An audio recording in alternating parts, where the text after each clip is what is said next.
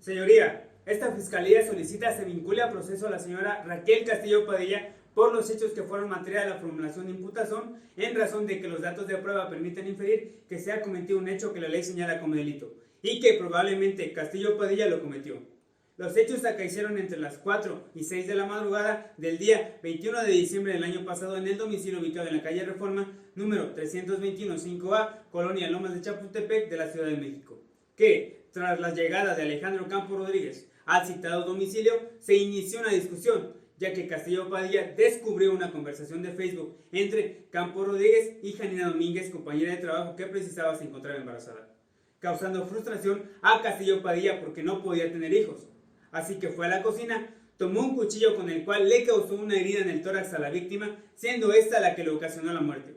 Tales hechos se encuadran en el delito de homicidio calificado con ventaja, previsto y sancionado por el artículo 128 en relación con el diverso 138 del Código Penal del Distrito Federal, y se sustentan en los siguientes datos de prueba. Como primer dato, se cuenta con el informe de necropsia de fecha 24 de diciembre del año 2021, emitido por Pedro Miguel Valeriano, perito médico legista, quien concluyó que la víctima falleció a consecuencia de una herida producida por un arma punzocortante en el tórax que clasificó como mortal. Asimismo, el reporte policial de fecha 21 de diciembre del año anterior, emitido por Alberto Jesús Olavarrieta, quien precisó que al acudir al lugar de los hechos, encontró en el departamento, a una distancia de 1,5 metros de la puerta de ingreso, a la víctima, quien se encontraba ensangrentado y herido en el pecho del lado izquierdo. También contamos con el acta de entrega de evidencia realizada por Manuel Higareda, perito en criminalística de campo, el cual hizo entrega a esta fiscalía, señalando la camisa blanca de caballero con rastros biológicos, cuchillo de cocina marca 3 claveles con restos biológicos y un iPhone 6, mismos que fueron encontrados en el lugar de los hechos, así como infografía elaborada por el ingeniero Alejandro Ponce de Millón. Datos de prueba que son idóneos y pertinentes para inferir que en la fecha de los sucesos, Alejandro Campos Rodríguez falleció a consecuencia de una lesión producida por un arma blanca, como lo fue el cuchillo de cocina marca 3 claveles. Ahora, por cuanto hace a la probable participación de Raquel Castillo Padilla en los hechos anteriormente narrados, esta fiscalía cuenta con los siguientes datos de prueba. Primeramente, la entrevista que ante el Ministerio Público rindió Cristal Fernández, quien refirió que en la madrugada Raquel Castillo Padilla llamó a su puerta pidiendo ayuda, que había cometido un grave error y le dijo: la regué. Después fueron a su departamento y Alejandro estaba tirado cerca de la puerta de entrada. También la entrevista de Tomás Andrés Ochoa, portero del edificio, quien refirió que escuchó que golpeaban la puerta de Cristal y decían: Cristal, ábreme la puerta por favor, agregando que las cosas entre la señora Raquel y el señor Alejandro estaban poniéndose mal, que en una ocasión discutieron afuera de su cuarto y ella no lo bajaba de idiota, mantenido y huevón. Después, el acta de entrevista rendida por Janina Domínguez, señalando que Alejandro se quejaba de su esposa Raquel, que era muy controladora, que estaba loca, que le revisaba la ropa, las cuentas de banco, el celular y la computadora. Inclusive recibió varias llamadas de Raquel Castillo maldiciendo a su hijo, insultándola y amenazándolo de que pagará muy caro el que haya rendido testimonio en su contra por el homicidio de Alejandro. Y fundamentalmente con la entrevista rendida ante el Ministerio Público por Raquel Castillo Padilla, señalando que la mañana del día anterior Alejandro dejó abierto su Facebook y vio un mensaje de Janina Domínguez que precisaba: amor, soy el hombre más feliz del mundo, me vas a hacer padre, eres el amor de mi vida, por lo que no pudo trabajar porque se sintió mal, y regresó a casa. De tal suerte que la madrugada del día de los hechos, cuando llegó Alejandro, discutieron porque le dijo que se había dado cuenta que estaba poniendo los cuernos, embarazando a otra mujer. Él se retiró a su habitación y ella se fue a la cocina. Él la alcanzó, continuaron discutiendo y luego no recuerda bien lo que pasó, pero que ella había agarrado un cuchillo de la cocina. Datos de prueba que, por su enlace, integran la prueba circunstancial, que nos permiten inferir que la imputada, en la fecha de los sucesos, utilizando un cuchillo de cocina marca 3 claveles, mató a Alejandro Campos Rodríguez, por lo que tal resultado se le atribuye a título de autora material, dado que conocía las consecuencias de la realización de su conducta y aún así la desplegó, actualizando la calificativa de ventaja porque la víctima, al ingresar al domicilio, no se hallaba armado y su cuerpo se encontró escasamente a 1,5 metros de la puerta de ingreso. Ahora, para el caso de que la defensa argumente la existencia de una exclusión de delito a favor de la imputada, él mismo deberá desecharse, pues no basta que se invoque, sino que tendrá que acreditarlo. Finalizo mi intervención mencionando que en el caso se encuentran satisfechos los requisitos previstos por el artículo 316 de la ley adjetiva, Por lo tanto, se reitera la solicitud de vinculación a proceso a Raquel Castillo Padilla. Es cuanto.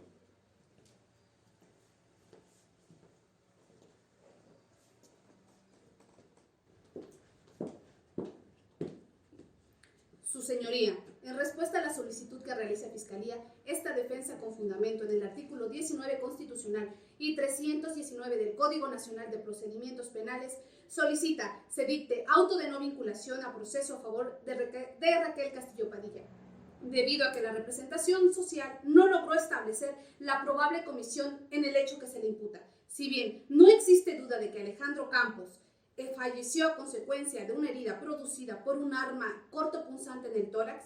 pero los datos de prueba que obran en la presente carpeta de investigación no son de ninguna manera suficientes para establecer la probable participación de Castillo Padilla en el delito de homicidio calificado, por los siguientes argumentos. Si bien de los datos de prueba enunciados por Fiscalía advertimos que en la fecha de los hechos, después de una discusión entre Castillo Padilla y Alejandro del Campos, este resultó muerto, lo que podría configurar una conducta típica, de conformidad al artículo 128 del Código Penal para el Distrito Federal. Sin embargo, para el dictado de auto de vinculación a proceso, se requiere que no se actualice ningún excluyente del delito. En el presente caso, siendo típica la conducta, la misma no es antijurídica, aspecto que se traduce en un excluyente del delito, lo que debe tomar en cuenta al momento de resolver. Castillo Padilla es abogada, trabaja como secretaria en el Tribunal de Justicia de la Ciudad de México. Desafortunadamente era víctima de violencia física y psicológica por el ahora finado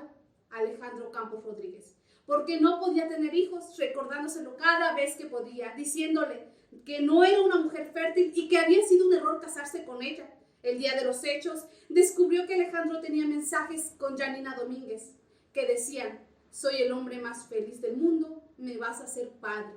Situación que le provocó vómito todo el día y no podía trabajar, por lo cual volvió a su casa. Cuando llegó Alejandro, le dijo que se había dado cuenta de que estaba poniéndole los cuernos y que había embarazado a otra mujer.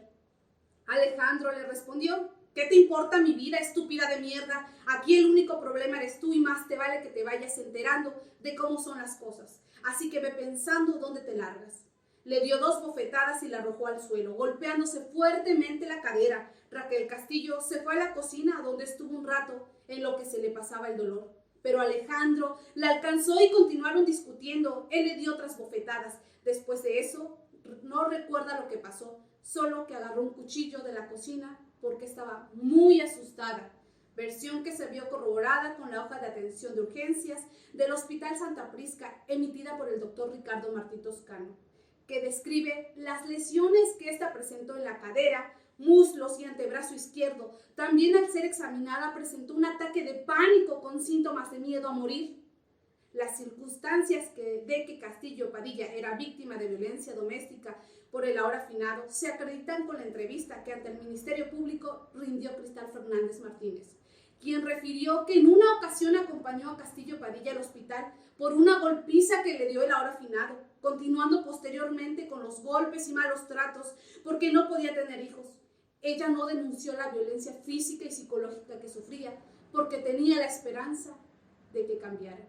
Dato que se encuentra corroborado por las fotografías que Cristal Fernández entregó a la policía, en las cuales se aprecian las lesiones en la persona de Castillo Padilla y fundamentalmente en la opinión emitida por Alicia Martín de los Bosques, experta en violencia de género, quien reafirma que cuando una mujer ataca a su marido no existe ánimo de matar. En condiciones descritas resulta evidente que Castillo Padilla presenta el síndrome de mujer maltratada y en la fecha de los sucesos actuó en legítima defensa de su vida y de su integridad personal, por lo cual esta situación constituye un excluyente del delito, dado que la legítima defensa se da cuando el agente rechaza una agresión con el fin de salvaguardar su vida, sobreviviéndose al enfrentar una situación de peligro, tal como lo hizo Castillo Padilla. De tal manera que, aunque sea típica la conducta, resulta ser antijurídica y, por tanto, se reitera la solicitud de no vinculación a proceso por encontrar su conducta amparada en una causa de justificación establecida por el artículo 29, fracción cuarta, apartado B del Código Penal para el Distrito Federal. Es cuanto.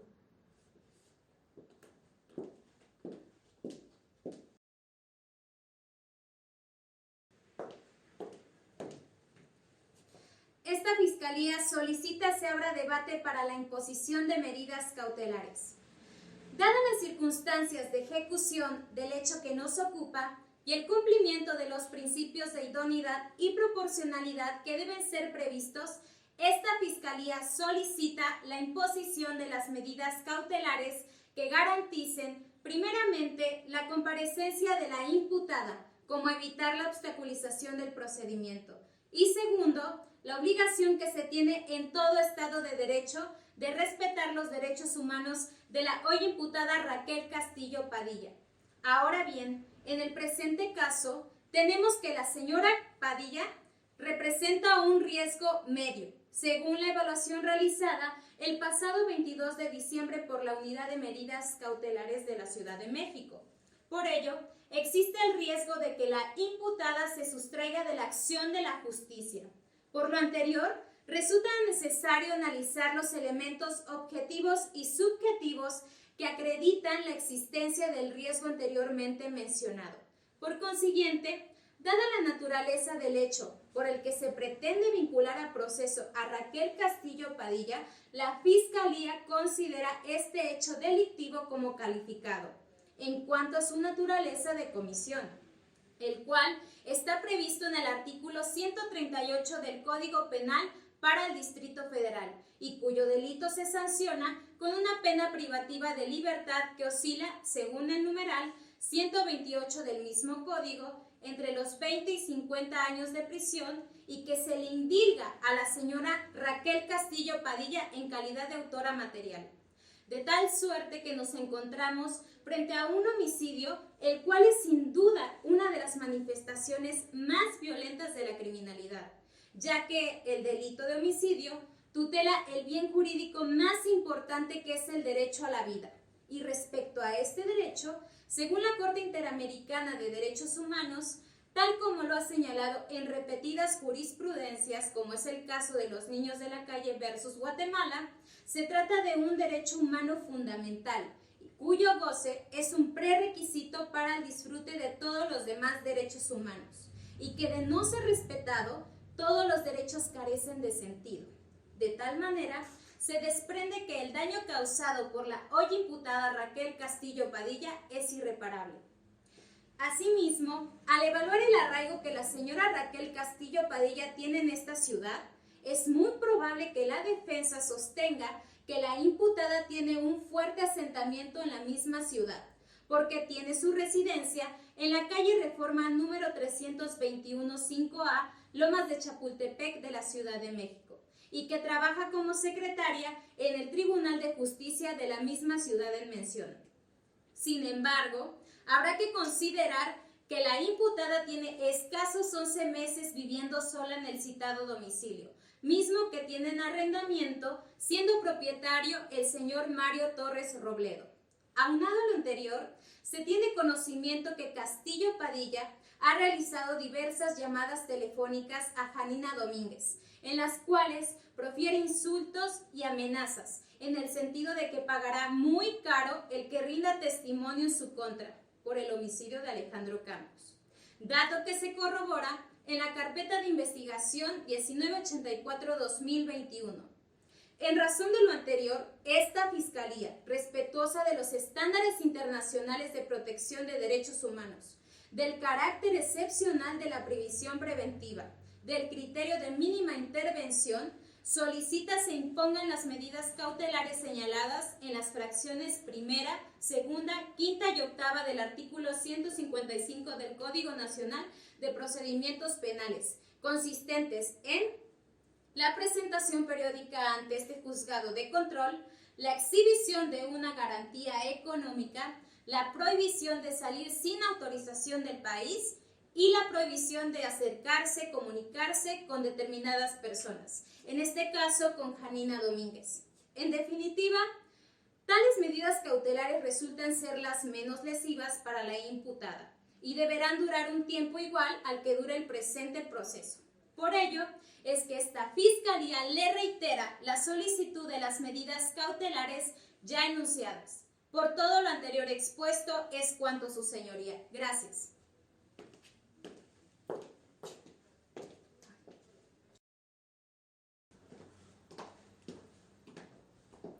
Esta defensa se opone a las medidas cautelares solicitadas por la Fiscalía, previstas en las fracciones primera, segunda, quinta y octava del artículo 155 del Código Nacional de Procedimientos Penales, porque no son idóneas para el fin que pretende asegurar la Fiscalía, que es la presencia de la imputada Raquel Castillo Padilla en el procedimiento y garantizar la seguridad del testigo. Por no considerarlas no idóneas ni proporcionales, requisitos que exige el artículo 156 del mismo ordenamiento procesal y que su señoría deberá tomar en cuenta al momento de decretar las medidas cautelares. Cabe recordar que de conformidad con el artículo 153 del Código Nacional de Procedimientos Penales, las medidas cautelares tienen como finalidad asegurar la presencia de la imputada en el procedimiento, garantizar la seguridad de la víctima y de los testigos y evitar la obstaculización del mismo. Por lo que la solicitud de la Fiscalía, en el sentido de imponer a Castillo Padilla la medida cautelar consistente en la prohibición de acercarse o comunicarse con Jaina Domínguez, bajo el argumento de que existen amenazas, en el sentido de que pagará muy caro el hecho de que rinda testimonio en su contra por el homicidio de Alejandro Campos, al respecto cabe señalar que resulta insuficiente para el fin que pretende asegurar la Fiscalía, debido a que no encuentra sustento en ningún dato de prueba. En cuanto a los argumentos esgrimidos por la Fiscalía respecto a las condiciones personales de Raquel Castillo Padilla, en el sentido de que se trata de una abogada, una persona obsesiva y celosa, es importante poner de manifiesto que la primera sala de la Suprema Corte de Justicia de la Nación, en 2014, emitió la jurisprudencia con el rubro Derecho Penal del Autor y Derecho Penal del Acto. En esta se concluye que nuestro ordenamiento jurídico se decanta por el paradigma del derecho penal del acto, rechazando el derecho penal del autor. Eso nos quiere decir que no se deben asumir las características personales del inculpado como factor preponderante para imponer en este caso las medidas de cautela, sino por el contrario, nuestro sistema penal se decanta por un derecho penal sancionador de delitos, no de personalidades. Por lo que hace al hecho de que Raquel Castillo Padilla cuente con estudios universitarios, trabaje en una sala como secretaria del Tribunal Superior de Justicia de la Ciudad de México, lo que le permita contar con un sueldo por demás decoroso, resultan intrascendentes para el fin que pretende asegurar la Fiscalía, dado que no puede estimarse que exista un peligro de sustracción, máxime a que es en esta Ciudad de México donde tiene un empleo estable y circunstancia por la cual se permite inferir que tiene arraigo en el lugar donde será juzgada, por lo que siendo así no tiene intenciones de abandonarlo, dado a que es en esta ciudad donde cuenta con su asiento laboral que le permite tener ingresos para su alimentación y pago de renta del lugar donde habita. De manera que, si no existe dato alguno que ponga de manifiesto que Raquel Castillo Padilla representa un peligro inminente hacia el testigo o de sustracción de la acción de la justicia, no es dable estimar que existen bases para prohibirle acercarse o comunicarse con Jaina Domínguez, por lo que el mismo deberá desestimarse cuando su señoría resuelva sobre la medida cautelar. De ahí que los argumentos esgrimidos por la Fiscalía resulten improcedentes, siendo insuficientes para acreditar los elementos objetivos y subjetivos del riesgo por parte de Castillo Padilla, y menos aún de poner en peligro la integridad personal de la citada testigo o de obstaculizar el procedimiento. De ahí que la opinión emitida por la licenciada Soledad Lejano Ramírez, directora de la Unidad de Medidas Cautelares de la Ciudad de México, en el sentido de que existen riesgos medios, deberá desestimarse por carecer de fiabilidad. Por otra parte, de conformidad con el artículo 157 del Código Nacional de Procedimientos Penales, este juzgado de control en ningún caso está autorizado a aplicar medidas cautelares sin tomar en cuenta la finalidad de las mismas. De manera que, si en la carpeta de investigación criminal no se advierte riesgo alguno hacia la testigo citada o de sustracción de la justicia por parte de Castillo Padilla, la solicitud hecha por la Fiscalía deviene improcedente.